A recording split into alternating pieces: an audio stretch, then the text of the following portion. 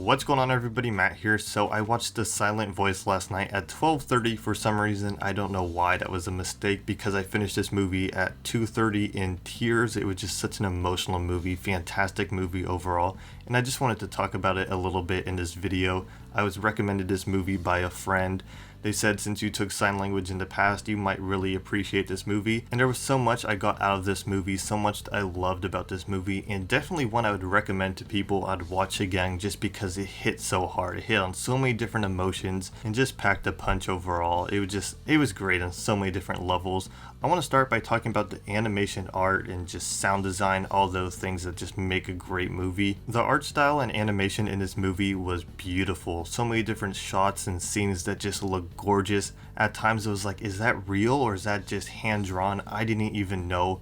It was just so incredibly done. The color palette just played so nicely with the themes and tones going on in the movie. There was just so much to look at, so much just to take in with just the beauty of the art and just how it looked. Another thing that I think this movie did very well and could be overlooked at times was the sound design, because the sound design was very good in this movie.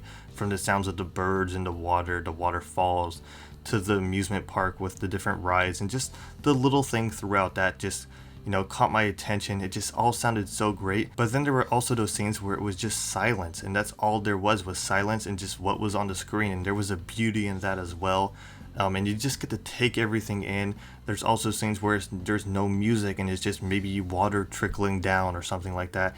And you really get to take in the beauty of everything when that's going on, where you're just looking at nothing but the visuals. It just heightens those moments and just makes them that much more impactful. And the sound design, I think, can go overlooked in many films and many movies. And this movie did incredible with the sound design, and it was just something that caught my attention and something I just wanted to talk about. Now, as for the story of this movie, I thought it was a very beautiful, well-told story. We follow Shoya in different stages of his life, starting with a flashback to when he was in grade school. And we see right away that he's not the nicest kid, that he's actually a bully. And when the new girl Shoko, who is deaf, comes into their class, he targets her and does some very terrible things to her, which just triggers so many different emotions. I mean, I was sad, I was angered.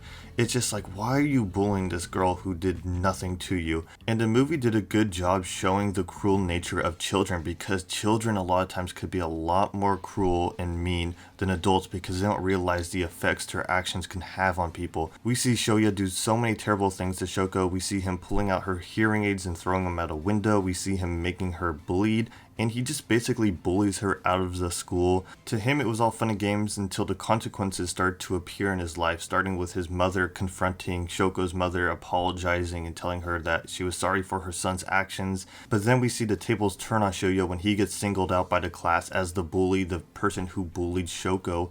And his life just starts to fall apart from there. And we see that, because of what he did in the past, those actions that he did have consequences, and he had to pay those consequences. It was losing friends and being viewed as a terrible person that no one wanted to be around. And we see present day Shoya in high school still dealing with everything that he did in grade school and paying the prices for what he did to Shoko. All this pain that was built up within him led him down this path of believing life was no longer worth it, until he had that moment of realization where he thought, maybe I could tie up these loose ends, maybe I can make things right, maybe I could redeem myself. And that's where we see the story go, is we see him trying to tie up loose ends with Shoko, and then from Shoko to other classmates. And we see him forming a new life for himself, living a life that he never thought he'd be able to live again. And the story just goes in this beautiful direction. We see this character grow over the 2-hour span. It was just really incredible. I enjoyed most of the characters in this movie. I think Shoya and Shoko were great characters to follow, just seeing them grow and connect with each other, seeing that friendship form,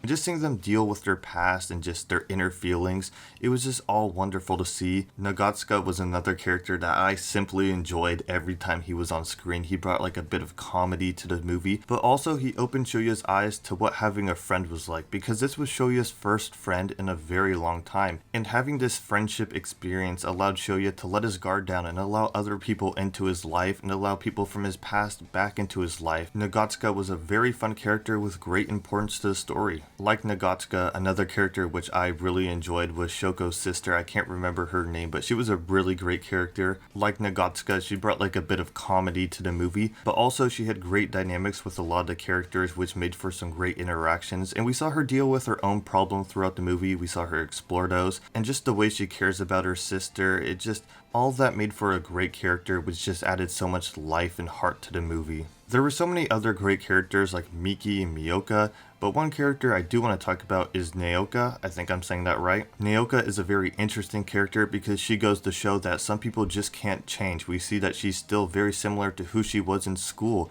While we see Shoya growing and just taking those steps forward, she's just, stuck in her same ways, bullying Shoko. And she even says at some point in the movie that she tried to forgive Shoko even though Shoko did nothing wrong, but she just says she can't get herself to like Shoko. And her character is very interesting for the reason that she just shows that some people just can't change, that they're just always going to be stuck on their ways and just not being able to take those steps forward and forgive. Now, there are a lot of moments in this movie that got me super emotional, made me cry, starting with some moments in the past where we see the kids in the classroom. Those moments where Shoya was bullying Shoko had tears in my eyes because of how real it felt and just how cruel this kid was to this girl. She did nothing to him, and he was just picking on her so much and doing so many terrible things to this poor girl, and it was just super emotional to watch. A moment that made me super sad but angry at the same time was when we find out that Naoka was talking terrible to Shoko while they were in the Ferris wheel together. It just hurt to see, but we also see Naoka's true colors in that moment, and we see, that she's not a great person. And that moment just hit on so many different levels, and it just hurt to watch that one moment and just see her talk bad to Shoko like that. The grandmother's death. I don't know why that hit me so hard, but it did. I mean, it was kind of unexpected. It just happened. But then she comes back like after like the little ceremony as like the butterfly is kind of like her spirit, her reincarnation. It was like one of those happy, sad moments in the movie, and it was just very touching overall, and it was just like a little great moment in the movie. So from the fireworks show to every moment after that till the end of the movie, I was in tears. There were so many great moments, from Shoya saving Shoko to him waking up and them seeing each other on the bridge. And then I love those moments where Shoko's trying to bring the group back together after what happened, their big split off.